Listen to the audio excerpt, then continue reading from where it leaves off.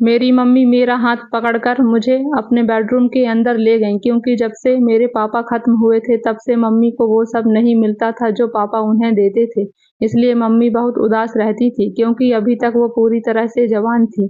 मैं अपने घर में अपने मम्मी के साथ अकेला रहता था। मेरे पापा को गुजरे पूरे 10 साल हो गए थे। उस वक्त मैं बहुत छोटा था। दरअसल ये मेरी सौतेली मम्मी थी क्योंकि मेरी सगी मम्मी मुझे जन्म देते ही चल बसी थी। मेरे पालन पोषण के लिए मेरे पापा ने दूसरी शादी कर ली थी। पापा की दूसरी बीवी यानी मेरी सौतेली मम्मी बेहद खूबसूरत और जवान थी। वो थोड़ी अलग टाइप की औरत थी। सच कहूँ तो उन्होंने पापा से सिर्फ पैसों के लिए शादी की थी। वो उन्हें चाहती नहीं थी, वो मेरा अच्छी तरह से देखभाल करती थी, इसलिए पापा ने सारी जायदाद भी उनके नाम कर दी थी। हेलो दोस्तों, आज की इस कहानी में आप सबका स्वागत है। आगे बढ़ने से पहले यदि आपको यह कहानी पसंद आए तो प्लीज़ वीडियो को लाइक करें, शेयर करें और हमारे चैनल को सब्सक्राइब करना ना भूलें। धीरे-धीरे समय बीत रहा था और अब मैं पूरी तरह से जवान हो गया था। मेरी सौतेली माँ की उम्र 25 साल थी। लेकिन इस उम्र में भी वो इतनी खूबसूरत दिखती थी कि कभी-कभी तो उनको देखकर मेरा खून उबलने लगता था। ऐसा ही एक दिन मैंने उनको उस हाल में देख लिया था जिस हाल में मुझे कभी नहीं देखना चाहिए था। सौतेली माँ मेरे सामने पूरी तरह वैसे खड़ी थी, उनको देखकर मैंने अपनी आँखें बंद कर ली। मैंने सोचा ये सब धोखे में हुआ है, अभी वो यहाँ से चली जाएँगी। लेकिन जब मैंने आँख खोलकर देखा तो वो वहीं की वहीं पर खड़ी थी। वो मुझे देखकर मुस्कुरा रही थी। मैंने कहा, मम्मी क्या बात है? तुम मुझे ऐसे क्यों देख रही हो? तो वो बोली, पहले तुम मुझे मम्मी कहना बंद करो। मैंने कहा, लेकिन क्यों? मैं तो आपको बचपन से ही मम्मी कहता रहा हूँ। तो वो बोली, पहले तुम बच्चे थे लेकिन अब तुम जवान हो गए हो और वैसे भी तुम्हें तो पता है कि मैं तुम्हारी सौतेली माँ हूँ, कोई सगी माँ नहीं। मैंने कहा, वो सब तो ठीक है लेकिन आप इस तरह से मेरे सामने क्यों खड़ी हो? तो वो मेरे पास आकर बड़ी धीमी आवाज में बोली, बेटा अब मुझसे रहा नहीं जाता, अब तुम ही बताओ मैं अपने आप को कब तक संभाल कर रखूं? मैंने कहा, मैं कुछ समझा नहीं। तो वो बोली, तुम्हारा सिर्फ शरीर बड़ा हुआ है लेकिन तुम अभी भी बच्चे हो। फिर वो मेरा हाथ पकड़ी और बोली, तुम मेरे साथ कमरे में चलो, वहां मैं तुम्हें सब कुछ समझा दूंगी। फिर वो मेरा हाथ पकड़कर मुझे अपने बेडरूम में ले गई। यदि आप लोगों को जानना है कि मेरी सौतेली माँ मुझे अपने कमरे में क्यों लेकर गई तो वीडियो को आखिरी तक जरूर देखें। करीब 1 साल पहले की बात है। मेरे पापा मेरी मम्मी को लेकर दिल्ली में रहते थे। उस समय मेरा जन्म नहीं हुआ था। मेरे पापा का मिनरल वाटर का बहुत बड़ा बिजनेस था। उनका बहुत अच्छा काम चलता था। बड़े अच्छे दिन कट रहे थे। मेरे जन्म के कुछ दिन बाद ही मम्मी चल बसी। अब पापा के लिए मुझे पालना बड़ा मुश्किल हो गया था। गांव से भी सब लोग दिल्ली आ गए थे। घर वाले पापा को सही समझा रहे थे कि अगर तुम्हें बच्चे की जिंदगी रखना है तो तुम्हें जल्द ही एक दूसरी शादी कर लेनी चाहिए। वैसे पापा का मन बिल्कुल भी नहीं था क्योंकि वो मम्मी से बहुत प्यार करते थे, लेकिन उन्हें मजबूरी में दूसरी शादी करनी पड़ी। धीरे-धीरे समय बीतता गया और अब मैं 16 साल का हो गया था। मैं देखता था कि पापा सौतेली माँ से ज़्यादा बातचीत नहीं करते थे, वो बस काम से काम रखते थे। मैंने देखा सौतेली माँ देखने में काफ़ी सुंदर थी और उनका वो सब भी बिल्कुल किसी हीरोइन से कम नहीं था, फिर भी पापा उनसे ज़्यादा बोलते नहीं थे। एक दिन जब मेरी सौतेली माँ अपने कमरे में बैठी थी तब मैं उनके पास गया तो मैं उनको देखता रह गया। उनकी प्रॉपर्टी के कुछ हिस्से खुले थे और यह सब देखकर मेरा मन अंदर से उथल-पुथल करने लगा। मुझे देखकर सौतेली माँ बोली, क्या बात है बेटा, कुछ चाहिए तो? मैंने कहा, नहीं मुझे कुछ नहीं चाहिए, मैं अपने कमरे में बैठकर बोर हो रहा था तो इसलिए चला आया। वो बोली, अच्छा आज संडे है तुम्हारा, स्कूल भी बंद होगा ना? मैंने कहा, हाँ। तभी मेरी नज़र गुब्बारों के ऊपर पड़ी और मेरा उनसे खेलने का मन करने लगा। जब मैं गुब्बारे देख रहा था तभी सौतेली माँ बोली, क्या बात है, तुम्हें गुब्बारे पसंद हैं क्या? मैंने बिना संकोच के बोल दिया, हाँ मुझे गुब्बारे बहुत अच्छे लगते हैं। तभी वो बोली, तो फिर ठीक है, आज रात तुम मेरे कमरे में सोना, तब मैं तुम्हें गुब्बारे खेलने के लिए दे दूंगी। इतना सुनने के बाद मुझे बड़ी खुशी हो रही थी कि आज मैं गुब्बारों के साथ खेलूंगा। शाम के 8 बज रहे थे। पापा खाना खाकर सोने चले गए।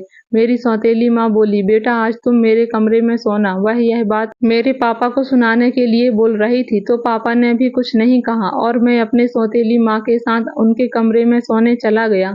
अभी मैं बच्चा था तो मेरे पापा को भी इस बात से कोई ऐतराज नहीं हुआ। मैंने देखा कि सौतेली माँ ने प्रॉपर्टी के कुछ हिस्सों को खुला कर दिया और फिर वो सोने लगी। ये सब देखकर मैं बेकाबू हो रहा था, मुझे नींद नहीं आ रही थी। तभी सौतेली माँ बोली, क्या हुआ, तुम इतना हिलडुल क्यों रहे हो? मैंने कहा मम्मी मुझे नींद नहीं आ रही। फिर वो मेरी तरफ मुंह कर ली और बोली तुम तो दिन में भी नहीं सोए थे, फिर क्यों नींद नहीं आ रही? जब वो मेरी तरफ मुंह करके सो रही थी तो मेरी आंखें सिर्फ उसी चीज पर टिकी थी जो इस समय उनके दिमाग में भी चल रही थी। मैंने सोचा शायद मेरी सौतेली माँ मुझे गुब्बारे खेलने के लिए देंगी, मगर वो तो सो गई थी। उनके बाद मैं ऊपर से नीचे तक उन्हें देखकर खुश हो गया। सुबह कब हो गई पता ही नहीं चला। फिर मैं बाथरूम गया और जल्दी से नहा धोकर तैयार हो गया। मैंने देखा मेरा स्कूल समय भी हो गया था। मैं तो स्कूल चला गया। शाम को जब मैं स्कूल से वापस घर आया तो मैंने देखा कि मेरी सौतेली माँ सोफे पर सो रही थी। वो मुझे देखकर बोली तुम आ गए, आओ मैं तुम्हें खाना निकाल कर देती हूँ, खाना खा लो। इतना कहकर वो बाथरूम में नहाने चली गईं। जब मैं अपनी सौतेली माँ को देखता था तो मेरा उनके साथ कबड्डी खेलने का बहुत मन करता था। जैसे जैसे समय बीत रहा था वैसे मुझे सौतेली माँ बहुत अच्छी लग रही थी। अब मैं 20 साल का हो गया था, इसलिए अब मेरी भी मन करता था ज्यादातर अपनी सौतेली माँ के साथ आगे पीछे घूमता रहता था। कभी न कभी उन्हें भी इस बात की भनक थी कि मैं उनको जन्नत की सैर कराना चाहता हूँ, क्योंकि वो भी मुझसे कभी-कभी ऐसी बातें कर देती थी जिसे सुनकर मैं सोचने पर मजबूर हो जाता था, क्योंकि आखिर वो यह बात कैसे बोल देती हैं। एक दिन वो तो मुझे यह तक बोल दी कि जब से तुम जवान हो गए हो तुम मेरे आगे पीछे घूम रहे हो। मैंने कहा मम्मी ऐसी कोई बात नहीं है। तो वो बोली अच्छा एक बात बताओ, तुम्हें मैं कैसी लगती हूँ? मैंने कहा आप मुझे बहुत अच्छी लगती हो।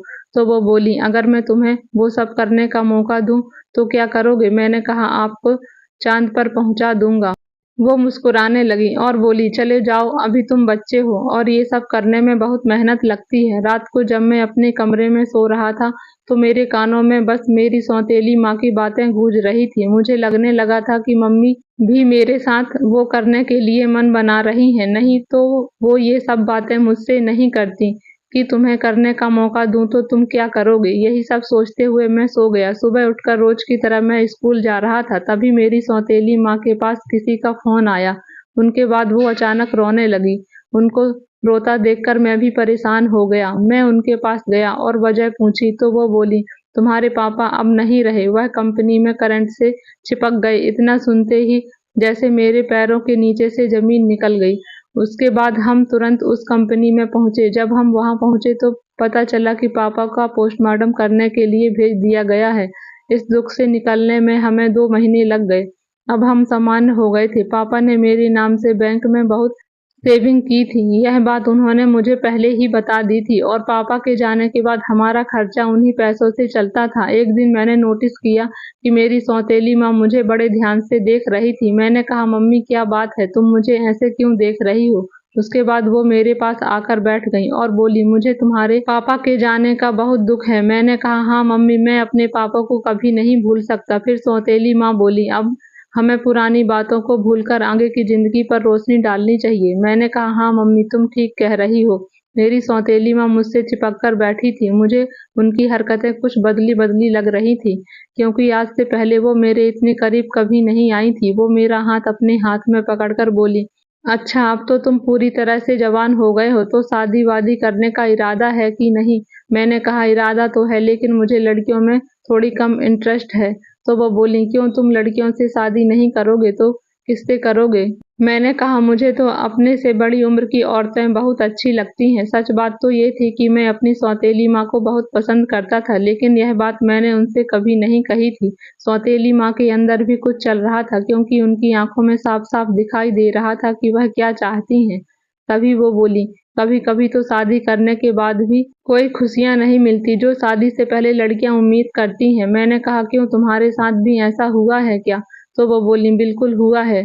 अब तुम्हें तो पता ही है कि तुम्हारे पापा से शादी किए हुए इतने दिन हो गए थे और इन दिनों में उन्होंने मुझे कभी छुआ तक नहीं था। और वह बात मुझे भी पता है कि पापा ने मम्मी को कभी हाथ तक नहीं लगाया था। हम दोनों को बात करते करते रात के 10 बज गए और हमें पता भी नहीं चला। मैंने कहा मम्मी 10 बजे कुछ खाना वाना बना लो, मुझे बहुत भूख लगी है। तो वो बोली पहले तो तुम मुझे मम्मी कहना बंद करो और मुझे मेरे नाम से बुलाओ। मैंने कहा अच्छा ठीक है, लेकिन तुम्हारा नाम क्या है? मुझे तो आज तक नहीं पता।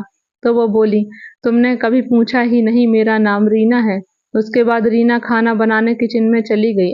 आज रीना मुझसे जिस तरह से बात कर रही थी, इस हिसाब से वो भी मुझे पसंद करती है। थोड़ी देर में रीना खाना बनाकर ले आई। फिर हमने खाना खाया और सोने लगे। खाना खाने के बाद रीना जा रही थी। मैंने उससे कहा, अरे तुम कहाँ जा रही हो? तो वो बोली, अपने कमरे में सोने जा रही हूँ। मैंने कहा, अगर तुम बुरा न मानो तो हम इसी कमरे में सो जाएं। रीना बोली, मुझे क्यों बुरा लगेगा, मैं तो बहुत पहले से यही चाह रही थी। फिर रीना मेरे कमरे में आ गई। फिर हमने पूरी रात एक दूसरे में लगे रहे। सुबह हमारी नींद खुली और आज की सुबह हमारी जिंदगी की पहली सुबह की शुरुआत थी। तो दोस्तों, आज की कहानी कैसी लगी? यदि अच्छी लगी हो तो वीडियो को लाइक और चैनल को सब्सक्राइब जरूर करें। कहानी में यहाँ तक बने रहने के लिए आपका बहुत बहुत धन्यवाद।